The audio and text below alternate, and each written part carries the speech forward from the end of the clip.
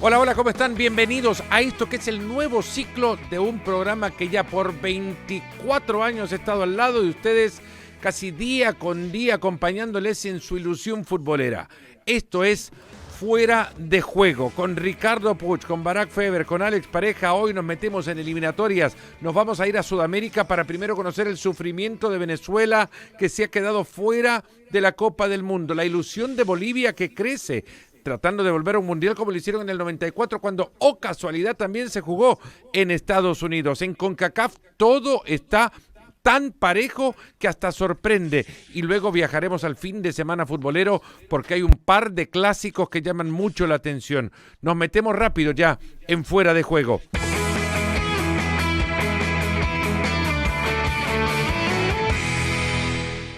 Ricardo Puig, qué gustazo saludarte. ¿Cómo calificar? Y la pregunta va para los tres. Lo que ha pasado con la selección venezolana del ya ex técnico, el Bocha Batista.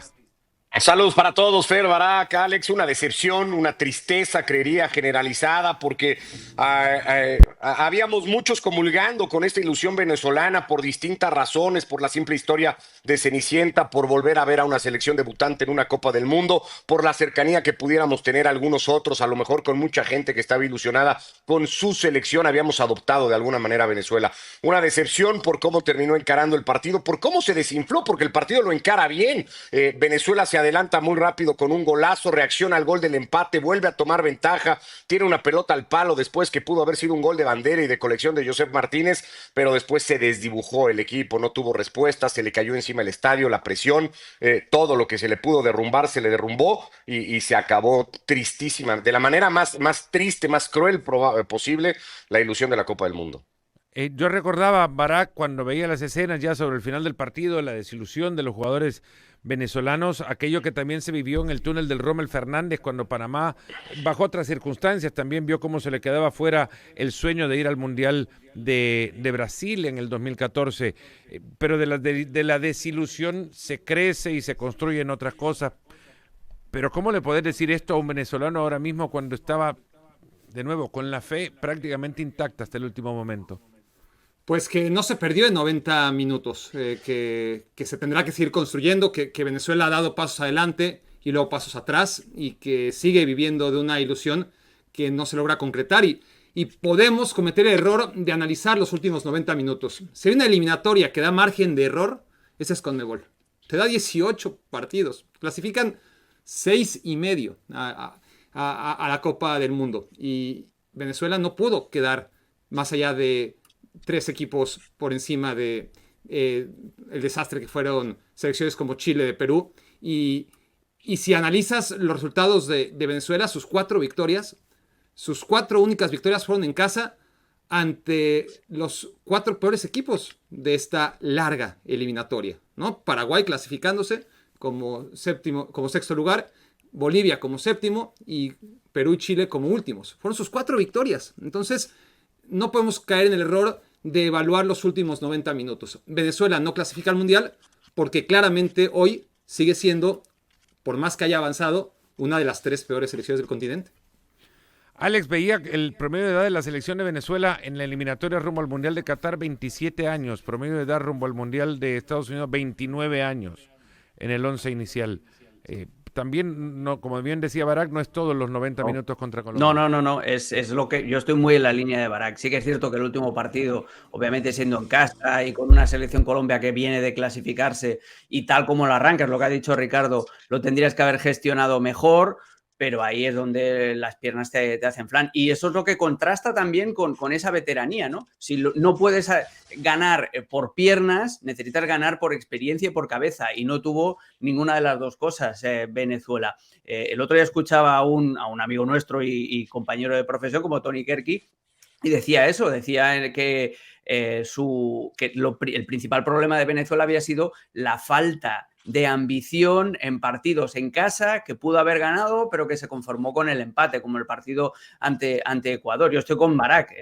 Si no lo ha sabido hacer en las 17 fechas anteriores, te estás tirando muchísima presión para una nación, para un país que no había estado nunca en la Copa del Mundo. Y luego también esto forma parte de este nuevo formato de competición que nos ha hurtado muchísima emoción. Venezuela, a pesar de haberse quedado a las puertas del repechaje, consiguió menos puntos que en las fases de clasificación para 2014 y para 2010. Es simplemente que se vio más cerca porque había más plazas para repartir. Uh-huh. Sí, ese es otro punto para analizar, ¿no? Y de repente lo podemos contemplar en otras selecciones, porque se habla mucho del pésimo trabajo que ha tenido Brasil, por ejemplo, pero es que también Brasil sale de esta eliminatoria y desde los puntos lo podés ver, Ricardo, con tantos puntos como para poder haberse metido en clasificación directa, porque termina con 28 puntos creo que son 5 mundiales en los que tranquilamente habría clasificado, no obviamente primero o segundo puesto, pero sí en el quinto puesto, en el cuarto puesto y un boleto directo, pero ahora se lleva 28 puntos y podemos decir, no es tan malo, ¿no? Lo de Brasil, el tema que entre Perú y Chile dejaron ir muchos puntos para los grandes, solo desde ahí no se puede analizar, pero Brasil ha tenido una eliminatoria espantosa. Sí, sí, llena de dudas, de falta de nivel, irreconocible en su juego, mejorada hacia el final. Creo yo que más por jerarquía y por pesos individuales y por nombres que por el juego colectivo de Brasil, que todavía no termina o no terminamos por ver al 100%. Hay futbolistas, y estos son innegables, que pueden y que deberían de llevar a Brasil el próximo año a los niveles competitivos en los que suele estar siempre este equipo, y ahora más con un técnico como Ancelotti, que si de algo sabe es de competir, de armar equipos que sean capaces de competir, aunque no sean los mejores tal vez desarrollando el juego, pero es una realidad que la eliminatoria de Brasil deja un montón de dudas. Hoy lo aleja, hoy cuando empiezas a hacer más o menos el pronóstico de las 4 o 5 selecciones que el año que viene van a estar más por su juego peleando el título, Brasil no te sale después por su nombre y su currículum, pero por juego, por funcionamiento, yo creo que hoy Brasil no le sale a nadie en esos pronósticos. Barak, Alex, ¿puede Ancelotti hacer a Brasil un equipo temido para el Mundial? Barak. Yo creo que Brasil, a pesar de todos los pesares que se van acumulando cada 4 años, y hay que ver cómo esta selección, desde que gana la Copa Mundial en 2002, se metió a semifinales una vez, lo hizo de carambola en casa, jugando fatal, y recibió un terrible castigo en semifinales como para no volverse a meter ahí nunca más. Aún con todo eso, Brasil es una selección que ha ganado más mundiales que nadie, lo sigue siendo. Brasil tiene en la actualidad a varios de los mejores futbolistas en los mejores equipos del mundo. Esta generación de futbolistas tan vilipendiada no es tan mala como hace 5 o 6 años. Tienes a Rafinha como figura del Barcelona, tienes a Vinicius con sus vaivenes, pero convertido sin ninguna duda en uno de los referentes del fútbol mundial. Tienes a jugadores que no son lo que antes era, obviamente, Brasil en medio campo, pero un medio campo sólido de Premier League, con Paquetá, con Guimaraes, un Casemiro que, bueno, habrá que ponerlo aparte porque es obviamente decisión de Ancelotti, y una defensa con varios de los centrales asentados en los grandes equipos de Europa, ¿no? Y un portero que es para mí uno de los mejores del mundo, solo al nivel de Courtois. No creo que haya mejor nadie que Alisson Becker. Entonces, a partir de ahí sí, Ancelotti debería en el papel hacer que Brasil fuera un equipo más temible y más acorde a lo que ha sido su historia, más allá de que en este siglo XXI Brasil sigue viviendo de la Copa Mundial que ganó en 2002 y nada más. Cafú, Roberto Carlos, Everaldo, Carlos Alberto. Pasamos por listas de laterales brasileños. Podríamos hacer programas sobre laterales brasileños. Y lo hablábamos en otros momentos, Alex. Pasa no solo por ahí, pero desde ahí se entiende también que esta Brasil ya no es como antes. No. Es la única selección que sigue, por tradición, presentando sus convocatorias como arqueros, laterales, defensores, mediocampistas y delanteros. Y sin embargo, hoy no conoces ni uno. Ese es el gran problema. Cuando Barak estaba repasando la alineación de Brasil, mi duda principal es el pivote defensivo. Me salté convenientemente a los laterales. Claro, porque ya me estabas dejando a mí todo, porque soy el experto. Pero ¿por dónde vino la conveniencia? Porque no te acordabas. En esa demarcación. No, pero Casemiro, que es necesario, muy necesario, sobre todo en un equipo en el que intuyes que Ancelotti le va a dar un poquito más de de volada o de garantías o no sé, de carta blanca en ataque a los Vinicius, a los Rafinhas, etcétera, etcétera, que es muy de dejar hacer. Necesitas a un Casemiro que ya no está para repetir el rol que tenía en el Real Madrid cuando tenía a su lado pues eso, a Kroos, a Modric, a Bale, a Benzema, a Cristiano Ronaldo, y él prácticamente barría todo ahí en el centro del campo. Ese es un problema, pero el problema gordo de verdad lo tienen, como dices tú, en los laterales. La última pareja, creo que me la has dejado para mí, ¿no? Que era Marcelo y Dani Alves, de los que no has mencionado, pero es que la tradición de Branco también, que fue el nexo también. A ver, ¿cuántos de ustedes no tienen algún amigo o escucharon alguna vez a alguien en un ámbito lejano al fútbol que se presente como Yosimar X? No. Yosimar Pérez, Yosimar Hernández, Yosimar Martínez. Yosimar fue el lateral brasileño del Mundial de México 86. No, y si te vas antes, Dialma Santos y No, y Milton tenías Santos. a Jorginho también en el Mundial de Estados Unidos 94. O sea, sí.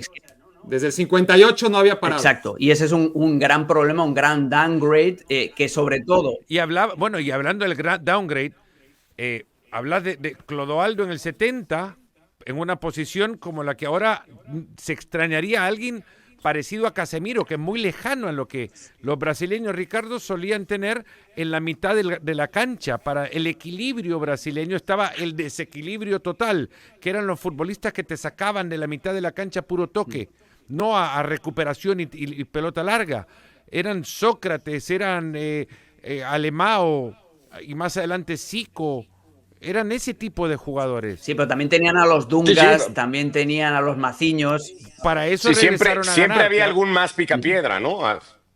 Para eso regresaron a ello o encontraron en ello la forma europea de encarar el fútbol. Y ahora Brasil ya se convirtió en algo totalmente europeo porque sus futbolistas, Ricardo, ya no se desarrollan con la sensibilidad del juego que antes se desarrollaban sus jugadores antes de irse a Europa. Ahora se van como Endrick a casarse en Europa.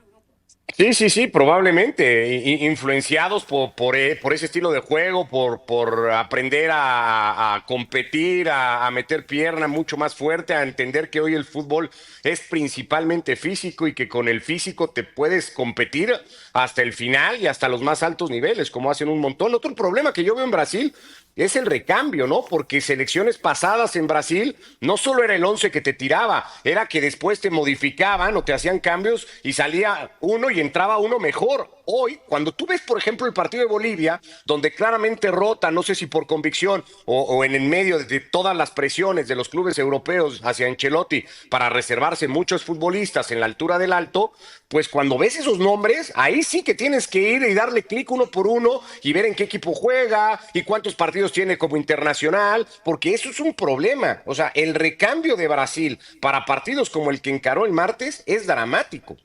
Les quiero hacer una pregunta para cerrar esta historia y que me digan cada uno de ustedes de manera rápida, lo más rápido que puedan, claro está, sus primeros 3 candidatos, o 3 candidatos, no me lo pongan primero, segundo y tercero, 3 candidatos para el título. Título mundial. España, Argentina, Inglaterra. ¿Cómo? España, Argentina, Inglaterra. Ricardo. España, Francia, Argentina. Alex. España, Argentina e Inglaterra. Según las casas de apuestas, los 3 primeros candidatos para ganar el Mundial son, según las casas de apuestas, España, Brasil y Francia. Ahí lo tienen. ¿Saben algo ellos que nosotros no sabemos? No. Yo dije 2 de esos 3. Un curso de popularidad. España, a propósito, ha recuperado el primer lugar del ranking mundial después de la última serie de partidos internacionales, despojando a Argentina de ese lugar. Ya le tiraste de todas maneras una mala sal ahí a España, tú, con esas estadísticas, ¿no? Bueno, es que nunca un número 1 vigente fue campeón del mundo. Nunca. Nunca. Lo conveniente es que de repente España vaya perdiendo partido en el camino y le deje, no sé, a un equipo, a Inglaterra, el número 1 del mundo, como para seguir con la tónica. Bélgica, ¿no llegó al Mundial de Rusia como número 1 del mundo? Sí, Bélgica era número 1. Llegaron a las semifinales, se cargaron a Brasil en Hablando cuartos. de candidatos... ¿A poco España no era 1 del mundo en 2010? No, que venía no fue. arrasando todo. No fue número 2. No. Número 2. Había perdido, la racha Con la se le terminó en la Copa Confederaciones previa al Mundial. donde después España tampoco entra con la mejor cuota de resultados, digamos. Lo he revisado, España era número 2 entrando a esa Copa del Mundo. La selección peor rankeada, digamos, antes de entrar a un mundial y que luego terminó con el título, la brasileña de la que antes hablábamos en el 2002. Y luego siguió Italia también con la misma tónica. En 2006. Digamos, entrar mal en el ranking y ser campeones del mundo.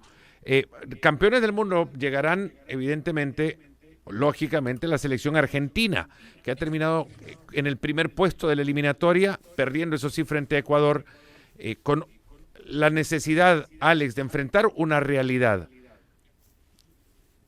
Llegar como candidatos al Mundial a pesar del título. ¿Son más candidatos porque tienen a Messi o se restan sus posibilidades por no asimilar o asumir el lugar que Messi debe ocupar el día de hoy? Es imposible. Yo creo que eso te sale resta cero. Yo creo que te sale resta cero. Para mí es muy poco probable que Argentina, a pesar de meterlos ahí en los candidatos, porque además juegan bien y tal, pero es muy poco probable que Argentina repita. Los acabo de hacer campeones del mundo de nuevo, de nada, amigos argentinos, pero es muy poco probable porque la historia sí te lo dice. O sea, Argentina gana el 86, pierde la final del 90, que es lo más parecido que hay.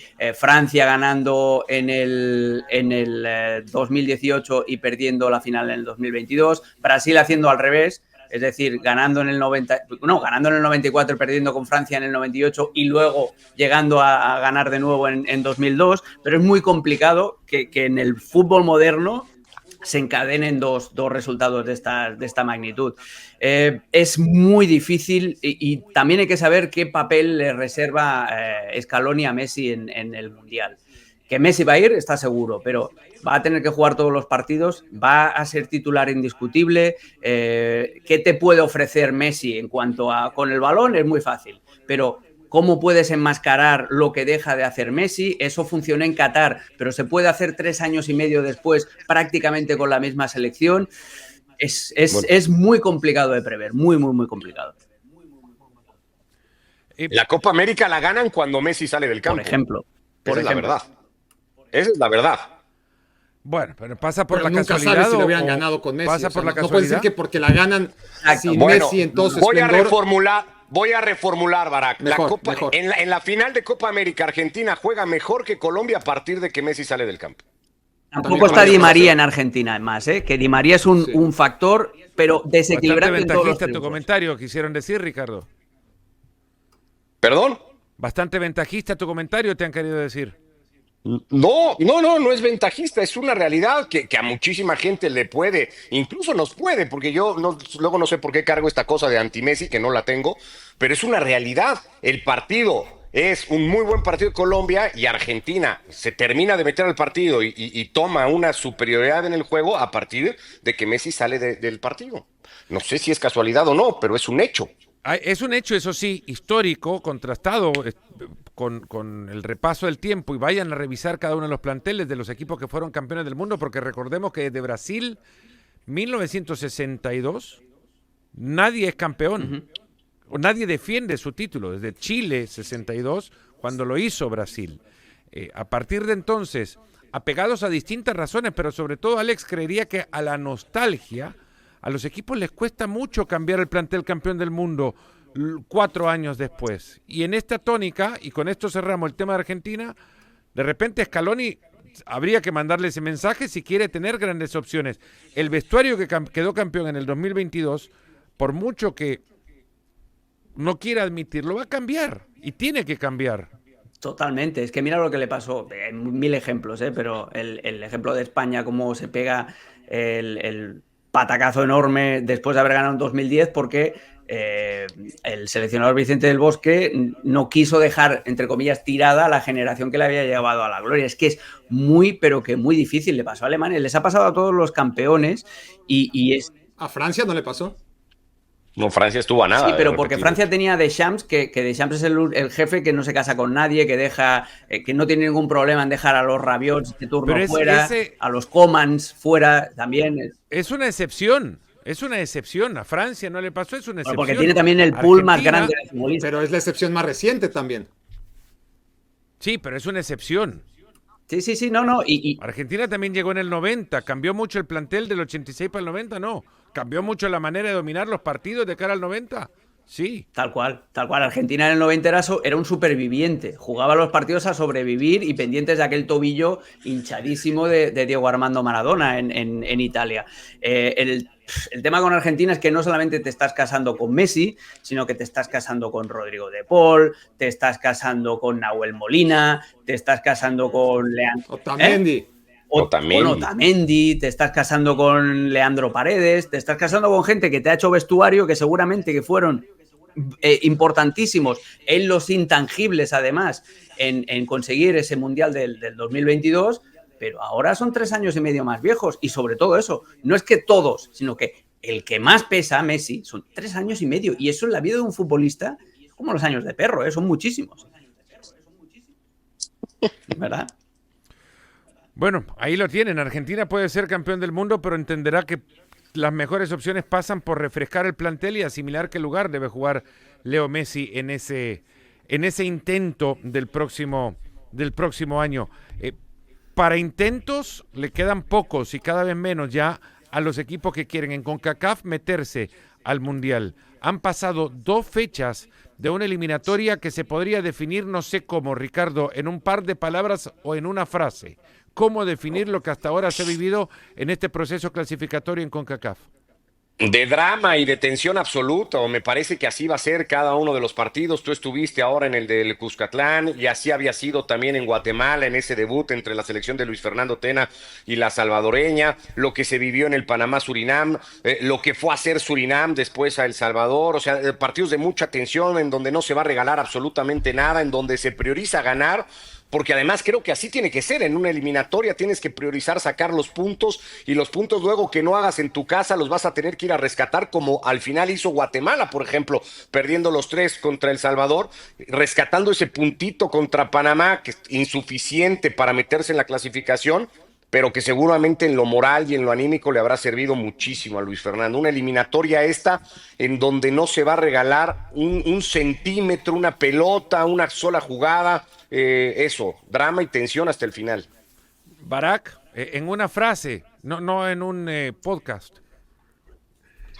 En una frase, me parece que estamos viendo algo muy similar a lo que ocurriría si en la Liga Española quitamos al Barcelona, al Real Madrid y al Atlético de Madrid. Caos absoluto, cualquiera le gana a cualquiera. Emoción que no se traduce necesariamente en calidad, sino más bien todo lo contrario. ¿Dónde estuvo la frase malo? ahí? ¿Dónde estuvo la frase ahí? Reflexión. Un párrafo eso, ¿no? Una concatenación de párrafo. frases que hicieron la mejor reflexión de lo que llamamos de show. Alex, Nada, eso es reinar en el caos. ¿vos acaso como James Bond tenés licencia para No. Yo voy directo a esto. Esto es saber, o sea, pasará al Mundial el que sepa reinar en el caos. Yo estoy muy en lo que dice Ricardo. O sea, aquí las tácticas, el estilo de juego importan menos que la capacidad, sobre todo de los jugadores de CONCACAF, de saber soportar la presión y de saber mirar al abismo y no tener miedo a caerse.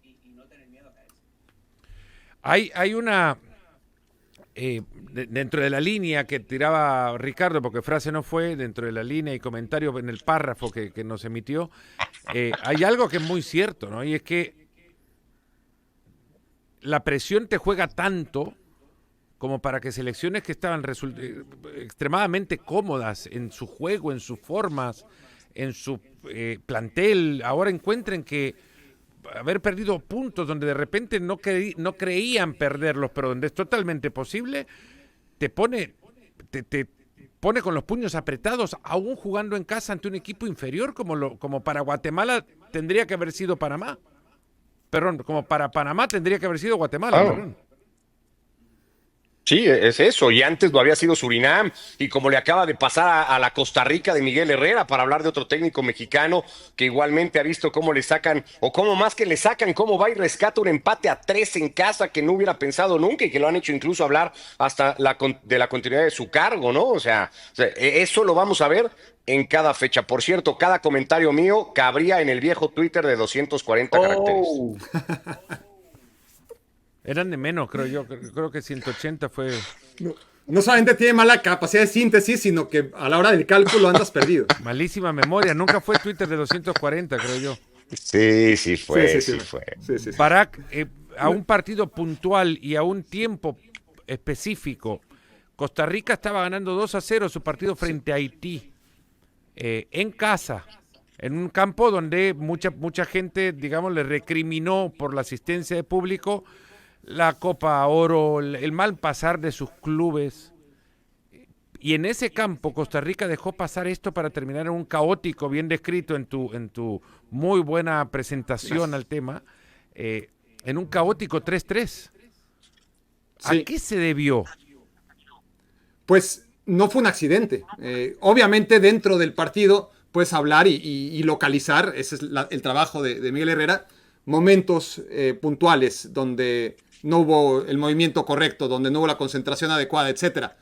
Pero esto es norma. Recordemos la Copa Oro, como contra selecciones como Curazao y como República Dominicana, Costa Rica estaba perdido hasta el minuto 80 y tantos o 90 y pocos, y de repente, el último minuto, se acaba el empate, ¿no? Desconexiones tremendas ante rivales a priori muy menores, ¿no? Y ocurrió en la Copa Oro y está ocurriendo en esta eliminatoria. Lo que guardan en común Costa Rica y Panamá, por ejemplo, es que son equipos a los que les toca la etiqueta de grandes por el contexto de esta eliminatoria, sin México, sin Estados Unidos, sin Canadá, sin ser equipos grandes, sin haber hecho nunca, más allá de los méritos históricos de Costa Rica y de los muy también notables méritos de Panamá en años recientes. No son equipos grandes, son equipos que sin esa presión del equipo grande de CONCACAF van sacando resultados. Costa Rica siempre lo ha hecho históricamente y Panamá en los últimos 10 o 15 años. Ahora tienen la obligación y eso pesa, claramente.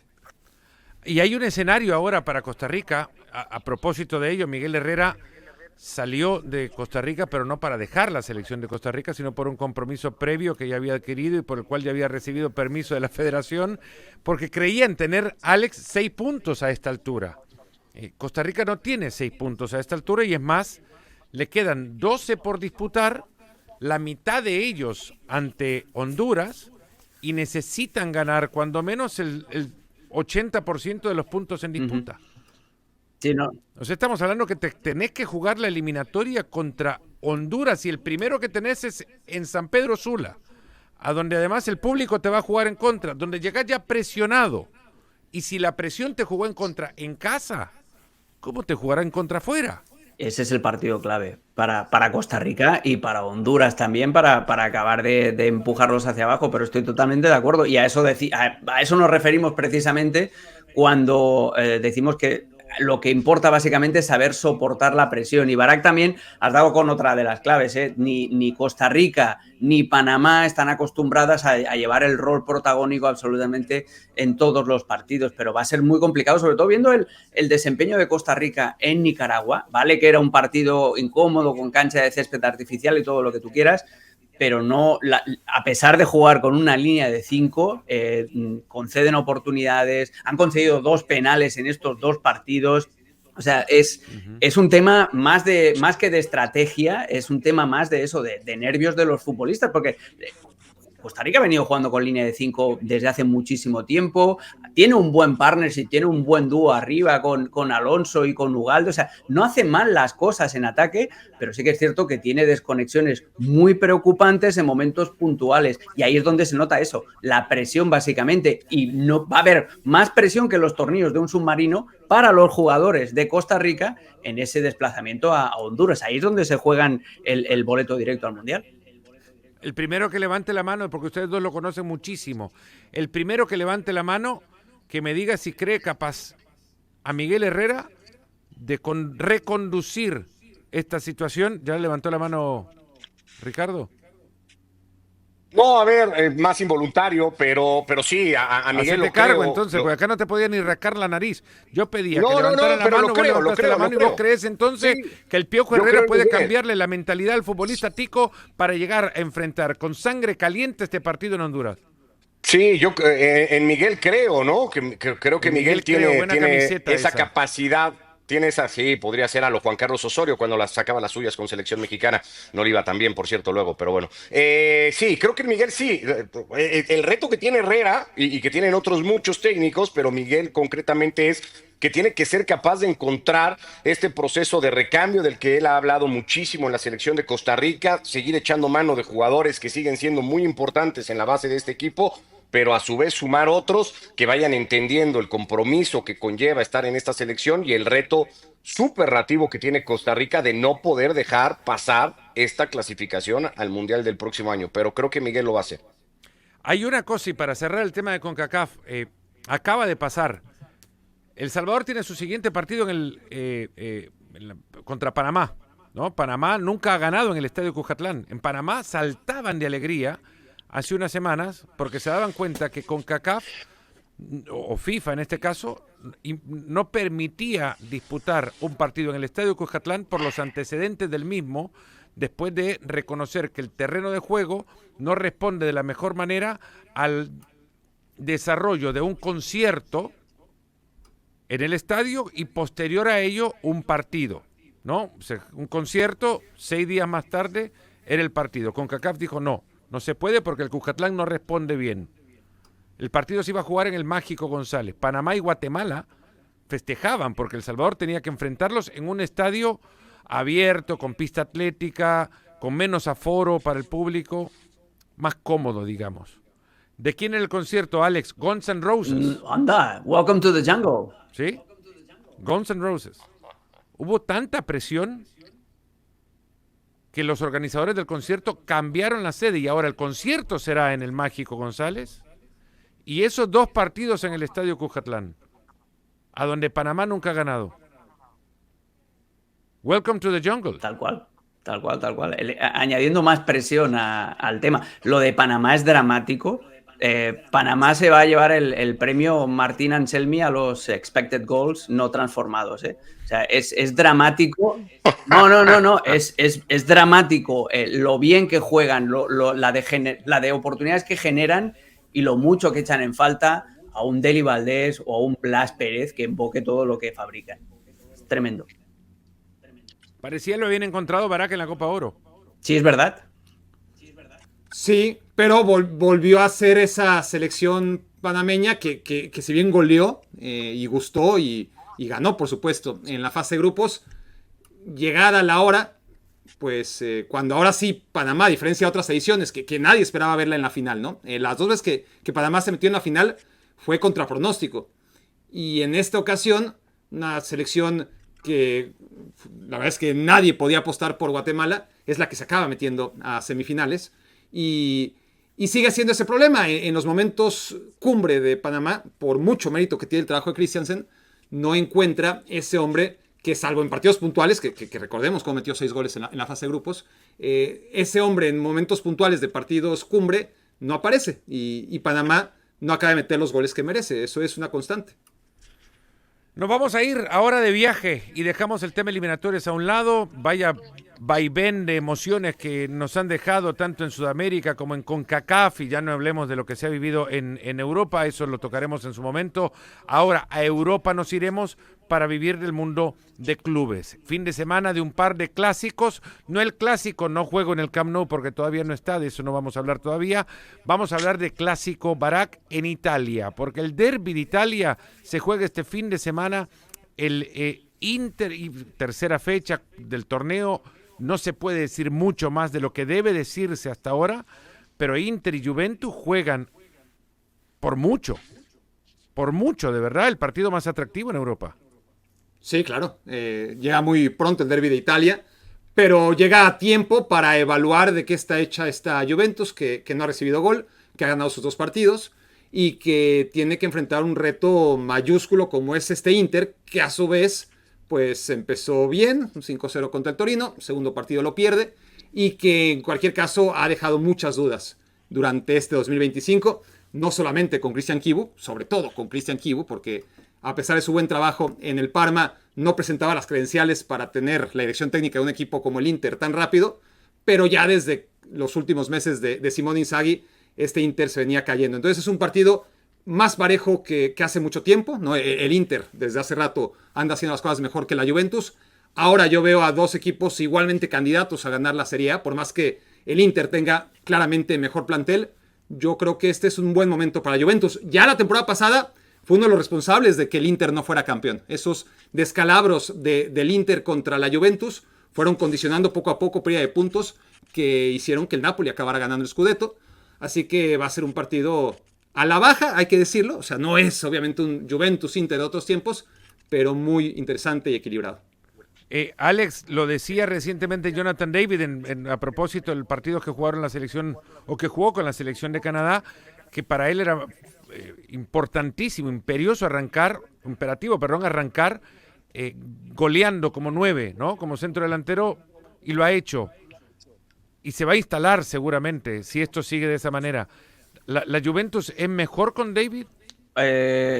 Sí, en el aspecto anímico de no tener a un delantero quemado ante la afición como es Vlahovic, que se ha acabado quedando y que va a generar competencia. A mí Vlahovic es un delantero que me gusta muchísimo, pero que por las razones que sea, seguramente también comparado con el altísimo sueldo que cobra, viniendo de la Fiorentina también, son pequeñas cosas que no le han ayudado a triunfar, pero yo creo que le puede dar eso, el hecho de que ya en la primera o en la segunda jornada ya hubiera anotado gol, ya le quita presión. Ahora se va a juntar además, y lo hablamos en la edición pasada, ¿no? De Fuera de Juego, y lo que más nos había llamado la atención de los fichajes, y os mencioné a Zegrova, llegando del Lille, ex compañero también de Jonathan David, que ya te genera química, como en los videojuegos modernos, y que se pueden asociar los dos. Es muy importante para la Juventus esto, que todos los jugadores... Y lo hizo Openda, Alex. Openda acaba de llegar, pero no sé si va a jugar por detrás del punta, pero yo creo que seguro... Pero es buenísimo. Es muy bueno. Te firmo que es buenísimo. Pero, voy a decir una palabrita, pero jugando con un punta, jugando con David o con Vlahovic, y jugando con Yildiz y con Zegrova por detrás de ellos, teniendo media puntitas así habilidosos que pueden disparar desde el balcón del área, que te pueden filtrar balones, es una opción muy, muy atractiva. Del partido me espero muy poquito, porque es eso, el Inter ya venía cayéndose con Simone Inzaghi, la Juventus también con línea de 5, me imagino dos equipos que un partido de puntuación baja. Ojalá me equivoque, pero creo que la cosa no va a ser como para tirar cohetes. A eso iba, y para cerrar con el tema antes de viajar o tomar vuelo hacia otro partido, Ricardo, ¿hizo suficiente el Inter como para rejuvenecer este plantel al margen de solo cambiar, solo que no es poco, Kibu, luego de ello? Vos te fijás en el 11 y no hay mucho más. No hay mucho diferente a lo que tenía el Inter cuando terminó la temporada anterior.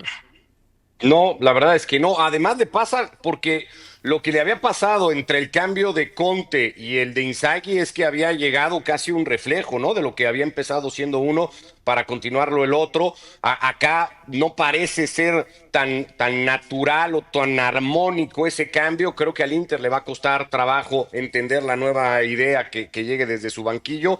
Sigo creyendo, y en eso coincido con Barak, que en cuanto a futbolistas es bastante mejor, me atrevería a decir, bastante mejor plantel que el que va a tener enfrente el fin de semana con el de la Juventus. No sé si necesitaba igualmente demasiados retoques el plantel, probablemente sí en los recambios de algunos futbolistas, pero el 11 del Inter, identificado creo yo por todos, es uno súper competitivo. Que bueno, ya lo demostró en la pasada temporada, incluso europea, y que es cierto, no pudo quedarse con el título, pero sí, a lo mejor, para cómo se comportaba el mercado, alguna cosita más. Susic ahora ahí en el medio campo, y no hay mucho, ¿no? Por lo menos de lo que le hemos visto de entrada. Nos vamos a ir a otro partido. Antes de esto, pronóstico del Juve Inter. Yo creo que gana la Juventus. Yo creo empate a 1. Yo el Inter por 1. Y lo último, ¿pulgar arriba o abajo? ¿Es Dumfries el mejor lateral derecho del mundo en la actualidad? Uf. Bueno, indeciso. Ustedes en Roma, en el Coliseo romano, se quedan sin trabajo, no los dejan entrar. Sí. A mí me cuesta. Es el mejor carrilero, no lateral. Es diferente. Bueno, lo mismo decías de Achraf. Sí, pero mira, Achraf ahora para mí es el mejor lateral porque puede jugar. Por eso, pero habría que... pero no es cuestión de Achraf como no es cuestión de Dumfries. Pero mira, me has dado un muy Bien, buen Barak. ejemplo. Bien, Barak. Tremendo puntazo que acaba de sacar Barak. No, pero a ver, Anotá esa frase, Barak. Anotá esa frase y de repente se puede construir algo de eso. pero tienes toda la razón, pero para mí el mejor es Achraf por eso, porque ya ha demostrado que puede jugar de carrilero en línea de 5 y de lateral, atacando por fuera y atacando por dentro con el Paris Saint-Germain. La temporada que hizo Achraf el año pasado fue sensacional. Dumfries es muy bueno, me encanta como carrilero, pero en una línea de 4 yo creo que justea bastante más. Sí, pues. Vámonos a España. En Anoeta, temprano juega este sábado la Real Sociedad frente al Real Madrid, partido a las 4:15 hora local. Después de ahí ustedes hacen sus cálculos y el equipo de Xabi Alonso va a tener que vivir, Ricardo, la primera experiencia de esto de recibir futbolistas, porque muchos salen de un plantel tan rico como el del Madrid a sus selecciones. Primera experiencia de recibirlos después de una fecha FIFA ante una Real Sociedad que no es la de antes. No, que no ha arrancado bien, Y será además especial 13 para... partidos sin ganarle al Real Madrid en toda competencia. Sí, hace tiempo que Anoeta o ahora la Real Arena no representa el campo más complicado para el Real Madrid como pudieran ser otros para sacar puntos. Será especial por su pasado, evidentemente, para Xavi, para lo que representa el Real Madrid, el reto de no haber trabajado casi con el equipo, de recibir a futbolistas para ponerlos a jugar, básicamente. Esperaría un poco más de lo mismo de este Real Madrid, que por ahora sigue siendo más el resultado, más el desempeño individual en algunos casos, que el juego todavía colectivo, ese que mucha gente pensaba que iba a ver muy rápido de la mano del nuevo entrenador por sus antecedentes inmediatos en Alemania. Creo que va a tardar todavía un poco más en llegar, le sigue haciendo falta una pieza fundamental en ese esquema que es la recuperación de Bellingham. Hasta que no esté el inglés va a ser difícil hacer un juicio completo, así que me parece que el Madrid seguirá siendo lo que viene siendo hace mucho tiempo, que es un equipo que por ahora priorice mucho el resultado. ¿Te ha parecido eso, Barak, en los primeros partidos? Es cierto que los resultados le han salido, pero que sea uno que piense mucho más en la practicidad que en la puesta en práctica de un buen juego. No, yo creo que obviamente al Madrid, por historia, le viene el ser un equipo práctico, pero también por ambición, el que dentro de ese objetivo primario que es ganar y sumar puntos, lo haga de la manera más convincente posible. Eso también está, aunque sea secundario, dentro de las prioridades del Real Madrid.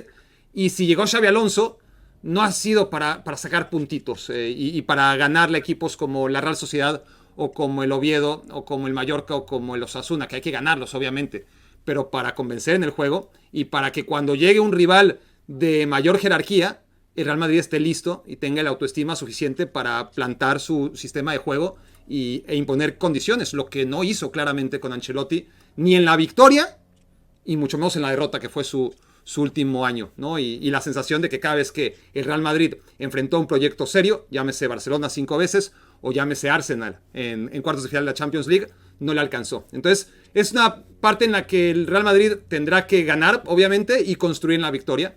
Creo que lo está haciendo bien. Son 3 partidos muy distintos, con análisis muy diferente. Conviene para los optimistas quedarse con lo que se vio en contra el Oviedo, porque ahí sí el Real Madrid se pareció bastante a su ideal. Y su ideal, mientras esté en manos de Xabi Alonso, tiene que ver con lo que era el Bayer Leverkusen. Y esto obviamente lo hemos reflexionado muchas veces y siempre hay que decirlo. No hay equipos más distintos que uno y otro. Pero si llegó Xabi Alonso al Real Madrid fue por lo que hizo en el Bayer Leverkusen y por cómo lo hizo.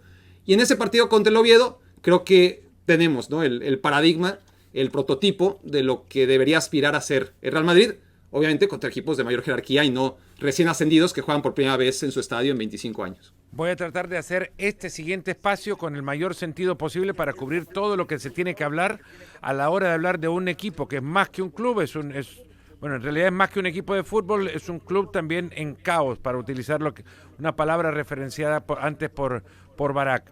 El Barça tiene 3 temas de los que quiero hablar. Ricardo, ¿qué significa para el Barça, la Liga, para Laporta puntualmente también, que el Barcelona juegue este partido en un estadio con aforo para 6.000 espectadores, el mini estadio, y nunca mejor dicho, hoy conocido como Johan Cruyff, frente al Valencia, el primer partido de local? Pues un papelón más, ¿no? Creería, en medio de todas estas promesas incumplidas, de un presidente que ha sido incapaz de sostener su palabra, creería yo, frente a los socios, y que está respaldado solo por el resultado. No es poca cosa, ¿no? Si el Barça no hubiera ganado lo que ganó la temporada pasada, a Laporta o alguna fotografía de Laporta, más de una, ya le hubieran prendido fuego, tal vez en las Ramblas, ¿no? Por todo lo que no ha pasado en el Barcelona, y creo que esto es una consecuencia más de todo esto. Barak, hoy la UEFA se ha posicionado, tibiamente igual, pero se ha posicionado y ha dicho que no va a decidir hoy en reunión de Consejo Ejecutivo en Tirana el tema de los partidos en el extranjero, que no solamente incluía partidos de liga en el extranjero, no solamente era ese Villarreal-Valencia, sino también un partido de liga italiana a jugarse en Australia, que tiene que estudiar más y que va a incluir a todos los partícipes del mundo del fútbol, hasta los aficionados en la decisión. ¿Qué panorama ves sobre este Villarreal-Barcelona? Ante esto, yo entiendo ¿qué que futuro se va a hacer? le espera? Sí, a ver, yo entiendo que la UEFA lo que está haciendo es hacer como que trabaja, hacer como que se preocupa, hacer como que hace algo, independientemente de que lo haga o no lo haga, de que esté realmente en su tarea de cargos ser un obstáculo para que este tipo de iniciativas tomen forma. Y me parece a mí que visto lo visto, se va a hacer el partido. Se va a hacer el partido y va a generar un precedente, que es obviamente lo que más ocupa a la UEFA. No tanto este partido en particular, sino que con lo mediático que va a ser un Barcelona-Villarreal o un Villarreal-Barcelona jugado en Miami, generará un precedente del cual UEFA pues no podrá desentenderse. No, y ante esto también, y antes de pasar al siguiente tema con Alex, es que la apertura, de nuevo, de un evento que siente ya un precedente, y esto permitirá a otras confederaciones ir a jugar partidos, o clubes de otras confederaciones, ir a jugar partidos ahí donde vivan buena parte de sus aficionados. No sé, me imagino, por ejemplo, la comunidad griega en Australia, viendo también a un partido del fútbol griego. Del Nottingham Forest con Postecoglou y Marinakis. ¿No? Lo que fuera, ¿no? O la comunidad albanesa en el noreste de los Estados Unidos jugando partidos de... O tira más lejos, la final de la Champions jugándose en Nueva York en 3 o 4 años. Bueno, que para final de Champions hay fecha, por lo menos el 27 tiene estadio, y el secreto era a voces, y el Estadio Metropolitano de nuevo será sede de una final de la Champions League. Alex, el tercer tema con vos.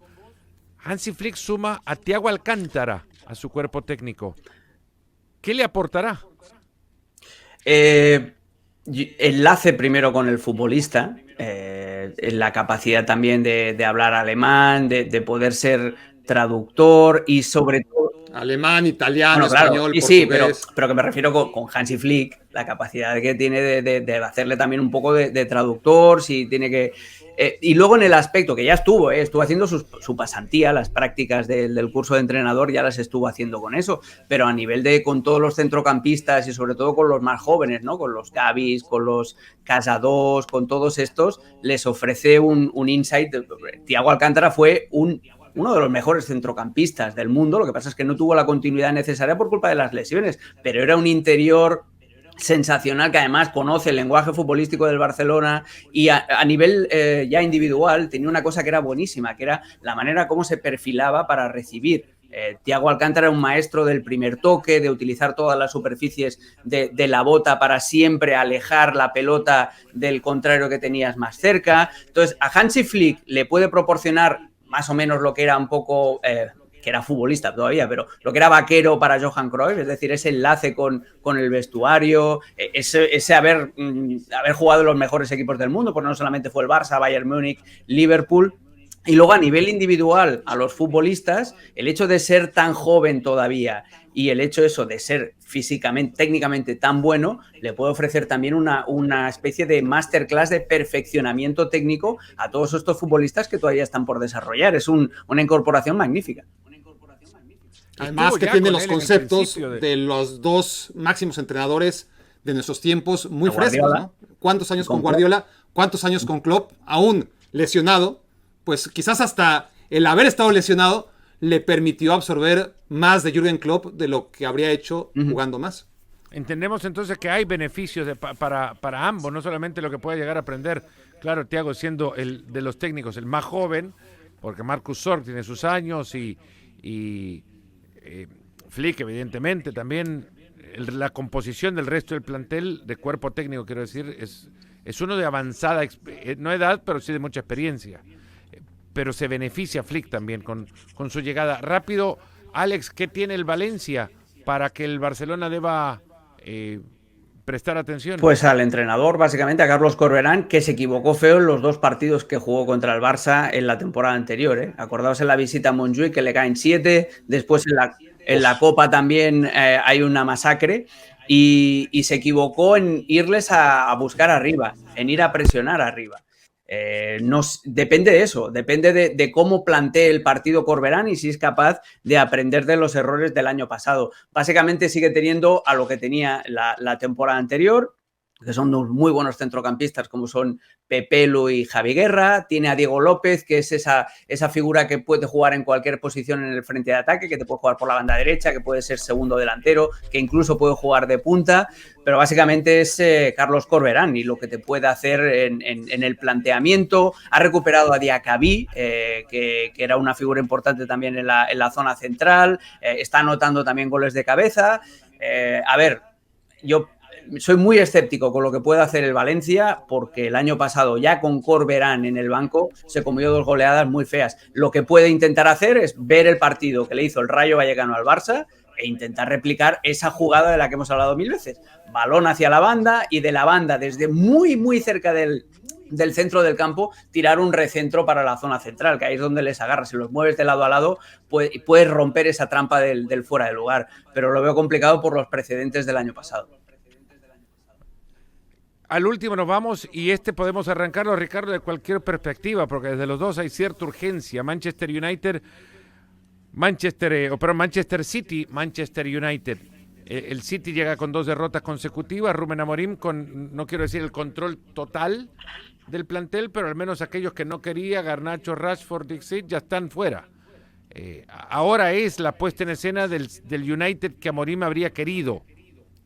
Y para el City una lista tanto tiene un equipo completo en la lista de lesionados. Hay 11 jugadores en la lista de lesionados de Guardiola. ¿Por dónde arrancar este partido que tan temprano llega cargado de urgencias?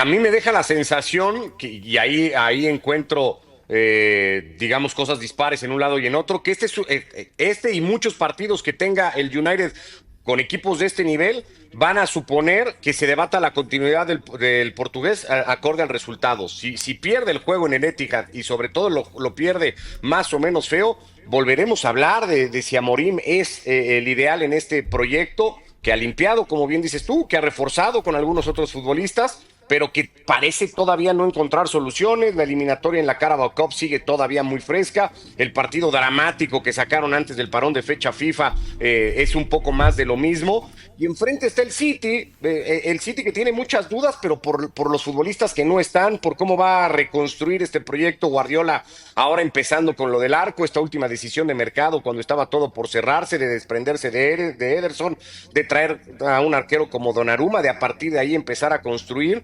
Y de entre que espera por los lesionados y espera que los que estén terminen por dar ese paso adelante, que no han dado un montón de esos futbolistas, Marmoush, y podríamos ir ahí hablando de varios más, pues veremos, ¿no? Ya recuperó el otro día en la lateral a Mateus Núñez, que jugó por derecha.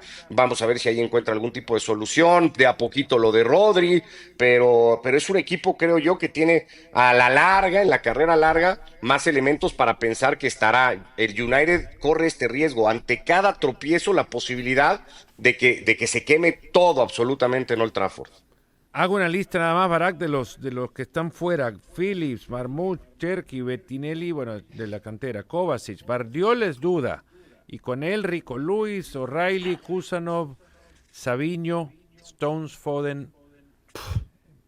¿Se le puede exigir a Guardiola ir a ganar este derbi?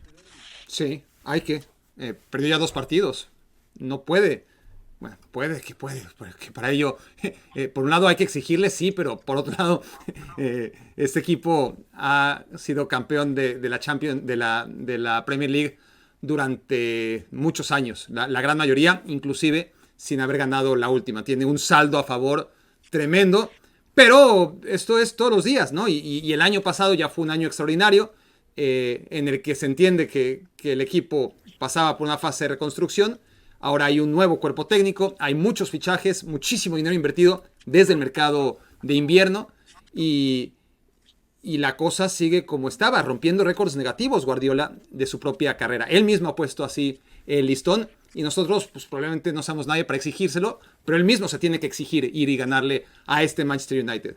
4 partidos sin ganarle el City al United, a pesar de la diferente realidad que han atravesado un equipo y otro, no solamente en estos últimos enfrentamientos, sino desde hace más de 10 años. Te hablan de que el partido no va a ser fácil, nunca lo ha sido, inclusive con la gran diferencia que hay después de que se juegan 38 jornadas entre un equipo y otro, invariablemente, porque por desastroso que haya sido el City la temporada pasada, acabó en tercero, mientras que el United fue 15º, ¿no? Entonces, no son dos equipos de un nivel similar, pero cuando juegan es un equipo, el Manchester United, que sabe jugar sus cartas y que sigue teniendo futbolistas carísimos, que no suelen justificar su precio, pero que a la hora de competir puntualmente contra el City suelen hacerlo. Pero independientemente de las bajas y del momento físico que atraviesan aquellos que no son baja, Rúben Díaz, ojo, que realmente anda muy muy flojo, el City tiene que exigirse ganar este partido, básicamente porque ya perdió 2. Si pierde un tercero en una Premier League tan competida como esta, con proyectos tan serios como el Arsenal, como el Liverpool, y ya veremos si el Chelsea, el City no puede perder 3 de 4. Hay una realidad también en esto, Alex, y es que lo que decía ya Barak, la cantidad de Premier League que ganó fueron 6 seguidas, 6 en 7 temporadas, 6 en 7 campañas. Sí. Eso es extraordinario. Se vio la campaña, acaba de hacer Barak una referencia como extraordinaria la campaña anterior. Lo normal es que después de ganar no se gane en una liga como la Premier League. Tal cual. Lo extraordinario es repetir como lo hizo el Manchester City, que llegó a normalizar ganar en una liga como la Premier League. Y es... No hemos sido, me parece, y me incluyo, justos con la dimensión de lo que hicieron para poder medir en consecuencia lo que les ha pasado, que es muy normal que les haya pasado eso, y no sabemos si eso les sigue pasando ahora. Cosas ha hecho para cambiar y que no les sucedan. Eso por lo menos no cae en lo de Einstein, ¿no?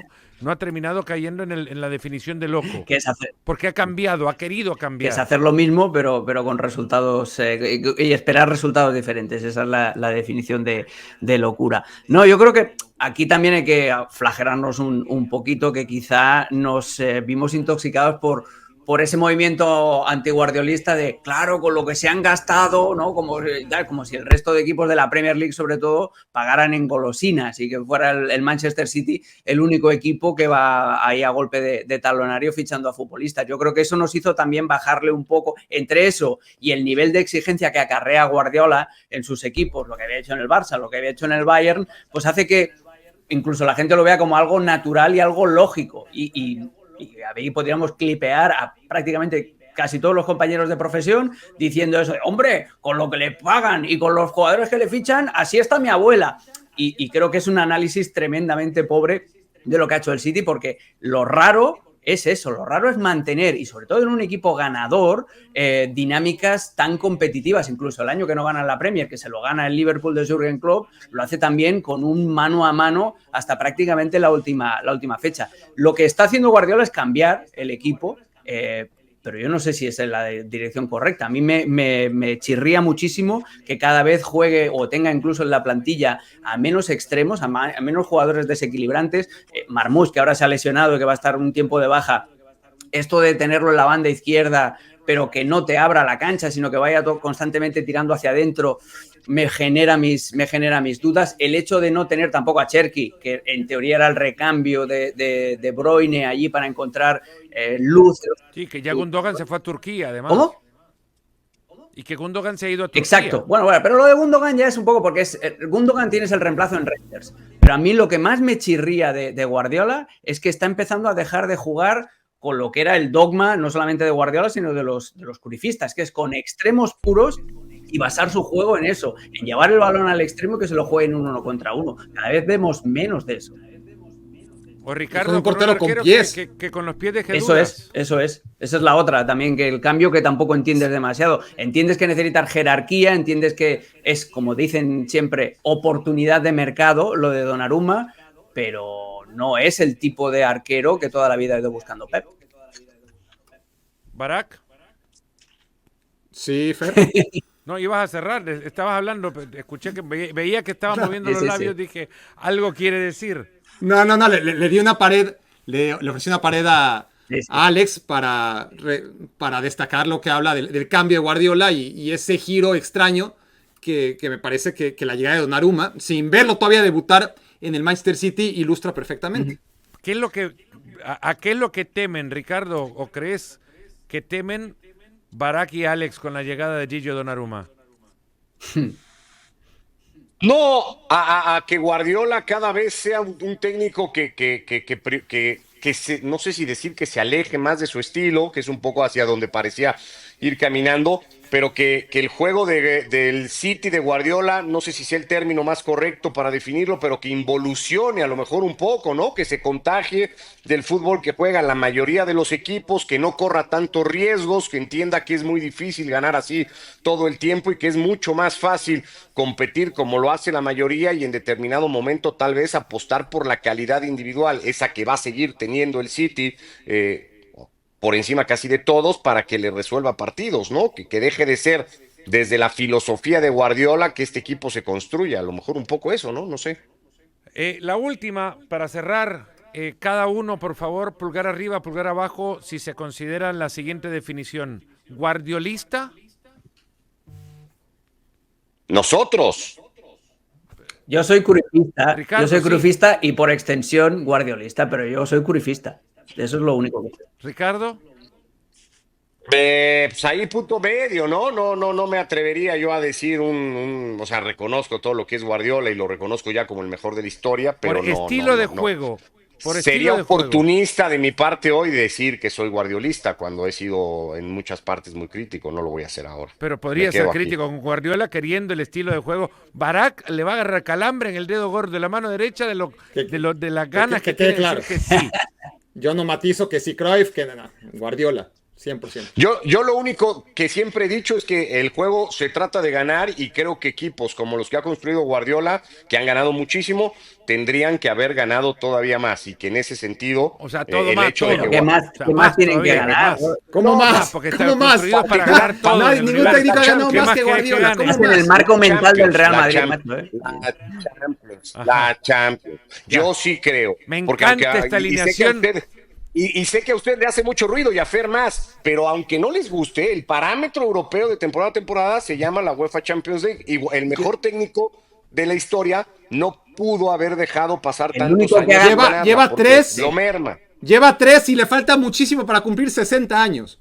Y ha ganado 2 UEFA Champions tripletes League que arranca junto con la Luis Enrique el próxima único que lo ha hecho. semana. A propósito, UEFA Está Champions bien. League arranca la próxima semana. Ojo, y vamos a estar hablando acá en la próxima edición de Fuera de Juego, de los resultados de la primera jornada de la Champions, de lo que ha dejado la Liga y lo que venga también en el mundo del fútbol. Acá lo veremos en Fuera de Juego, que cambia ciertamente para seguir siendo líder.